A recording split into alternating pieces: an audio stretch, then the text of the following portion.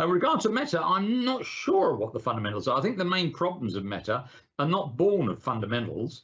They're born of regulatory action stroke noise, and this rather large investment which they've announced in a new line of engagement with people in terms of the metaverse. And I guess with regard to the latter, we are uncertain what it means. I mean, one might even be uncertain what the metaverse is, but I think we're beginning to get greater insight into it, partly because they're not the only person engaged in trying to develop it. But what we're not clear about is what we're going to get out of it. I mean, if Meta were sitting there with just their digital advertising business, which did about $117 billion of revenue in the last full year, with an operating profit margin of about 40% or something like that, if they only had that, I would probably be in there buying more right now, but it's not all they have right now.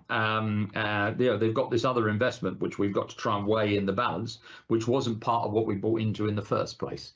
So I'm not. I mean, I don't think the fundamentals are getting better at Meta, by the way, because they are in a not quite a duopoly, but nearly a duopoly with Alphabet in online advertising. And I would have thought the online advertising market is going to go through a cyclical downturn now, along with most everything else.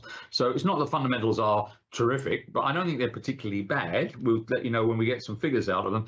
It's just I don't know about this other thing that they're doing and what its economics are at the moment. The $10 billion they talked about spending on it, I don't know whether it's actually going to be $10 billion, and I don't know how many other people are going to be spending on it. I know some people who've sort of thrown their hat in the ring who say they will, but there's some who are notoriously quiet, like Apple at the moment. So I don't know how many people are going to be playing in here. I don't know how many, if any, winners we're going to have, and what the shape of the revenue and profit opportunity will be. So it's got a higher level of uncertainty than would lead me to invest more at the moment. And actually a higher level of uncertainty than I like dealing with in companies, to be blunt.